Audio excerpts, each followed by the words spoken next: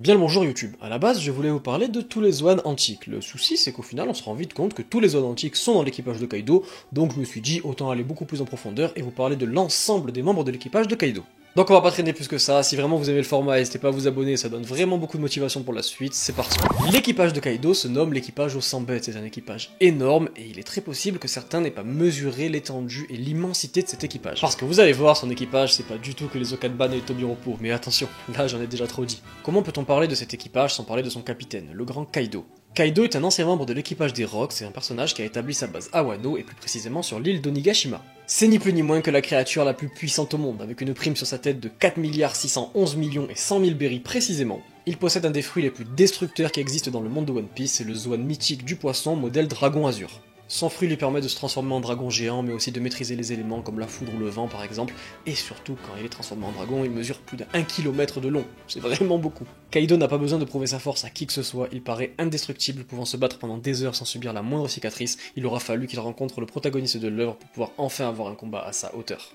Sous les ordres directs de Kaido, on a les 3 Okanban, les 3 calamités, qui sont les 3 pirates les plus puissants de son équipage. Le premier Okanban, c'est le second de l'équipage de Kaido, vous le connaissez tous, il s'agit de King. King est un Lunaria, une espèce ailée qui a disparu du monde de One Piece aujourd'hui, qui pourrait venir de la Lune, et qui avait établi sa base au-dessus de Redline. Et si vous vous demandez pourquoi aujourd'hui les dragons célestes sont sur Redline et qu'il n'y a plus de Lunaria, je vous laisse vous faire votre petit avis dessus. Il a une prime sur sa tête de 1 390 000 000 de berries, et il possède le fruit du dinosaure modèle Pteranodon. Les capacités de King au combat sont vraiment exceptionnelles. Quand il est en mode défensif, il est quasiment indestructible, peut-être même autant que Kaido, et en mode offensif, il a vraiment une rapidité exceptionnelle. Le deuxième Okanban, c'est Queen la Pandémie, un scientifique de génie qui a autrefois travaillé avec Vegapunk au sein des Mads. C'est aussi un chanteur très particulier, et il possède une personnalité aussi extrêmement particulière. Il a une prime sur sa tête de 1 320 000 000 de berries et possède le fruit du dinosaure modèle Brachiosaur. C'est un personnage extrêmement puissant, mais il est encore plus redoutable à cause des virus qu'il peut créer. Le dernier Okanban, c'est Jack la sécheresse, et c'est un homme poisson. Je me permets de le rappeler ici parce qu'il y a pas mal de monde qui ne le savent pas, mais oui, Jack est un homme poisson.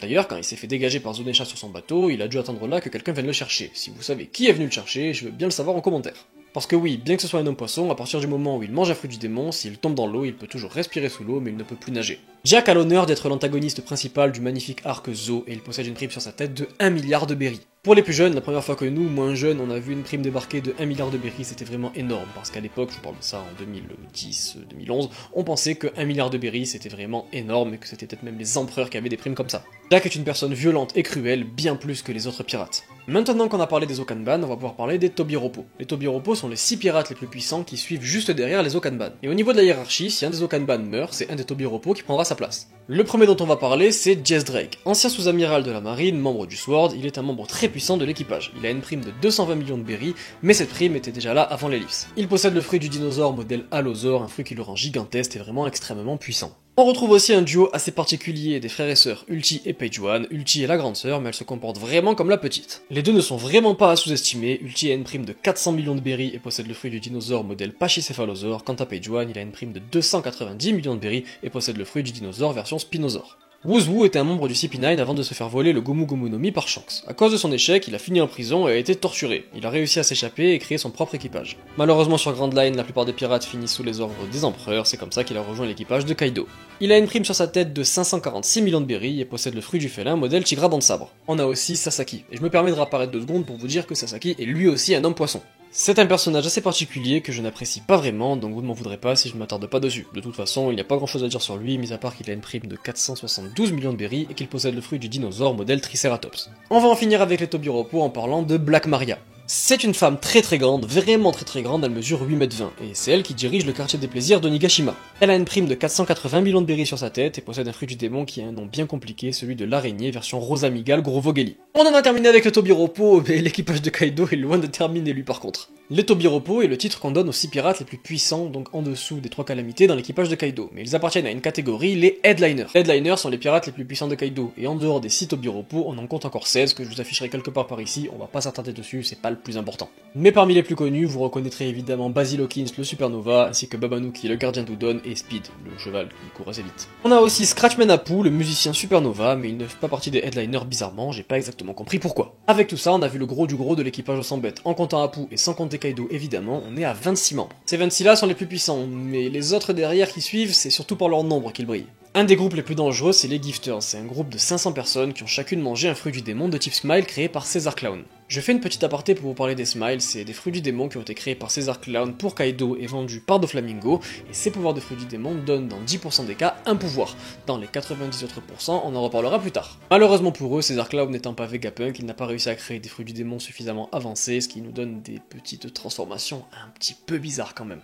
Ça transforme parfois qu'une partie du corps, que la tête, que les bras, que les jambes, c'est un petit peu ridicule quand même. Et en dehors du fait d'être ridicule, c'est quand même 500 personnes qui ont les pouvoirs des Zoan et qui ont des capacités physiques accrues. Du coup, c'est vraiment pas à négliger sur un champ de bataille. Bon, on a parlé des 10% qui ont eu de la chance, et les 90 autres pourcents, alors il leur arrive quoi? Bah eux, les pauvres, ils seront juste maudits par la nature, et ils ne devront juste que rire. Faire que rire, rire quand il y a des mauvaises nouvelles, rire dans l'adversité, rire dans la souffrance. Ah oui, et en plus de ça, ils ont aussi la malédiction de la mer, c'est-à-dire qu'ils ne peuvent plus nager. Eux, ils ont vraiment une double peine. On les appelle les pleasure. Bon, vous dites comme vous voulez, et ils sont au nombre de 4500, ce qui est vraiment beaucoup. Bon, on a les 10% chanceux, les 90% malchanceux, et les autres alors? Ben les autres, ils sont au nombre de 15 000, et on les appelle les waiters. Ce sont juste des êtres humains normaux qui attendent de pouvoir manger un smile. Et juste comme ça, je fais un petit bilan au niveau des chiffres, si on compte les gifters, les pleasures et les waiters, on est aujourd'hui à 20 000 personnes. C'est-à-dire que si Kaido avait réussi à avoir Caesar Clown toujours en activité pour lui donner des fruits du démon de type Smile, il aurait dans son équipage 2000 personnes avec un pouvoir de fruits du démon, bon, et aussi 18 000 idiots qui font que se marrer.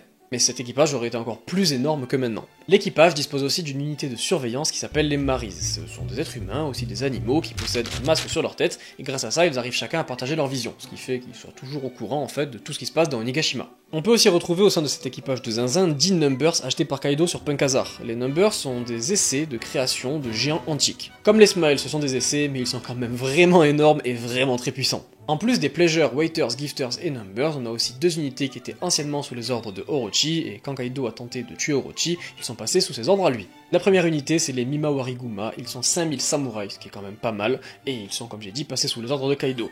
Sauf que 5000 samouraïs, c'est pas 5000 êtres humains normaux, c'est 5000 personnes qui sont entraînées pour combattre. Et la deuxième unité, ce sont les Oniwa Banshu, c'est 5000 ninjas qui étaient, comme j'ai dit, anciennement sous les ordres d'Orochi, et franchement, 5000 ninjas pour les assassinats et tout le bordel, c'est vraiment énorme. Un petit récapitulatif de l'équipage de Kaido s'impose. Donc en plus d'avoir un capitaine dragon géant quasiment indestructible qui maîtrise les éléments et qui peut cracher du feu jusqu'à en détruire des montagnes, on a aussi 3 Okanban, 3 pirates extrêmement puissants qui sont suivis par 6 Tobiropo qui sont aussi quand même assez puissants et 16 Headliners. En plus de ça, on a 500 Gifters qui maîtrisent un pouvoir de fruit du démon de type Smile, de type Zoan, mais bon, on va dire à moitié efficace. On a aussi 4500 Gifters, des débiles qui ne font que se marrer, et on a 15 000 Waiters qui attendent d'avoir un pouvoir de fruit du démon.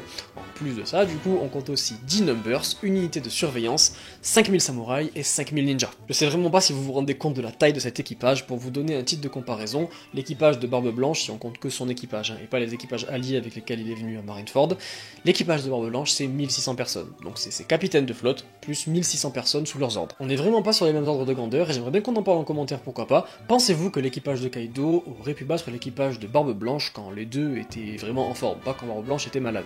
En vrai, je me dis ça peut être super intéressant de récupérer des avis et de voir quelle confrontation on aurait pu avoir. Bon voilà, on a fait le tour, je pense que cette vidéo sera un petit peu plus courte que la vidéo précédente que j'ai fait, ce n'est que ma deuxième vidéo sur la chaîne, hein. J'ai pas encore vraiment l'expérience au niveau du temps, au niveau surtout de la gestion du temps par rapport à l'écriture de la vidéo. J'espère que ça vous aura plu, si vraiment c'est le cas, n'hésitez pas à vous abonner, ça soutient vraiment et ça donne vraiment beaucoup de motivation pour la suite, et je vous dis à bientôt pour une prochaine vidéo. Ciao.